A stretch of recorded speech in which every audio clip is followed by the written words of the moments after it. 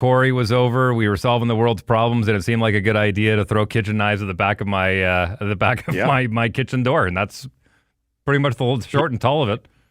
he taught me the technique, and I kind of looked at them and be like, "You guys sure about this, right? I can throw a knife at your door." And they're like, "Yeah, go for it." And I was like, "All right." You said I could. It's like We a kid when they ask their parents for permission. Like, can I? You're like, yeah. They're like, all right. we always You're, had plans of renovating. We thought that'd be a good start. Why don't we just destroy everything in it first? yes, exactly. Well, if you haven't been axe throwing, go do that. That's very cathartic. I believe it. Very, very Thor style. Yeah. So listen, just to set everything up, Cory and I met, I would say 2007, 2008, somewhere in that realm. Yeah. Just before you made your jump over to the Vancouver Canucks, and have had a friendship ever since then. And Travis, this is your and Cory's first interaction together, but both of you being goaltenders, I'm sure you already have some sort of psychic connection between the two of you. Goalie union, stay strong. It's like the force, It's just you have those mind tricks with each other. So we get it. Is your hip twitching too? Mine's kind of twitching. I feel that. We both had the same surgery, so. I was gonna say mine just hurts, but yeah, it might be twitching. Can't tell these days. I heard that's a thing though. I heard like once a lot of the bigger guys get their hips fixed, after a certain period of time, it starts to kind of feel back to the way that it was. So maybe that's why we have that connection. You got the itch again. That's what that is. The Demko, the Brossois, the Murray, the Schneider, the list goes on and on and on. Yeah, it's like Tommy John for goalies. Well, let me ask both of you this question just to kind of break the ice here. When it comes to these kind of surgeries, and Cory, I know you and I had this conversation. I've subsequently had it with Travis, but the guy to blame for all of this is somewhere between Patrick Waugh and Marty Brodeur for introducing this butterfly style, would it not be? Yeah, I mean, I think it's it's definitely because of the butterfly. I don't think God intended people's knees and hips to turn that direction hundreds of times a day in practice and games. And eventually, most guys, you're blessed if you don't have hip injuries or hip issues after a long career. But the way that those limbs move is not natural. So I think eventually something's got to give. But yeah, I mean, it's fortunately I got it later in my career. I know a lot of guys get it early on. Like you said, mentioned Demko. I think he had double hip surgery in college. But a lot of it too is the overuse. A lot of these kids now they're banging away in butterfly from age 7 until they turn pro forever, and they don't do other sports. They don't do a lot of other activities to help counteract that. So I think I was lucky. I played 3 sports up until college and took some time off the ice, even when I got older. So, it still got me, but not till I was 33 and not 23. I was going to say, you were a little bit, would you say you consider yourself old when you had it done? 'Cause, I mean, you were what, 26? I was 33 when I got it done because it was 2019 or 2018, I believe. So that was 32. Yeah, I would have been 32 years old when I got it done. What were your symptoms? Like, what were you feeling like at the time? Like, right leading up to the surgery? Was it like, I need this, or?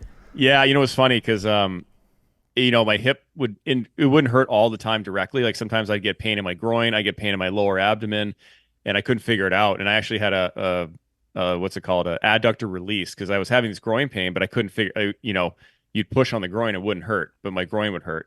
And so they do this thing called an adductor release, where they basically go in and fillet your groin to sort of release the swelling and the pressure. So I got that done, and it was about 6-week recovery in the summer. So it wasn't a huge deal, but it wasn't awesome.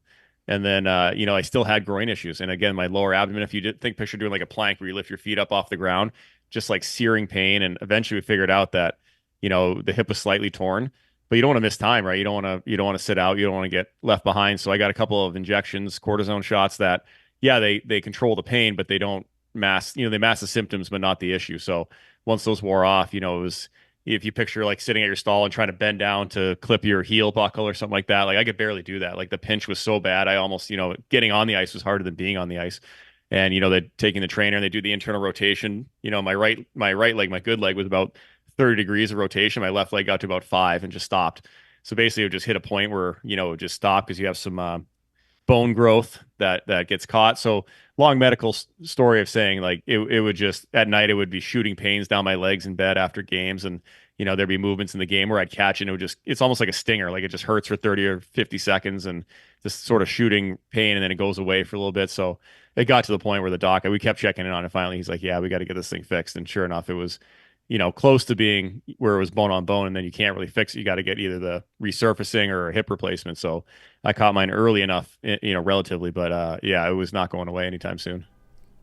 I know tying the skates is a little bit of a pain in the ass, but like doing the toe ties, like getting all the way down, that was when it was like, you got to like shimmy around like this, like, oh, I got one. And then you got to get the other one and you got to kind of reach around. Oh, it was a nightmare to try to get those all on.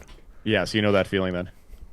Yeah, it's tricky, especially like the middle of the night. Like let's say like you go to bed, 11:30, like midnight after a game, and then it's like 1:30. Like, oh, I gotta like roll my hip, I gotta roll my groin, I gotta roll the calf, I gotta shimmy up on the bathroom sink. It's a project and a half.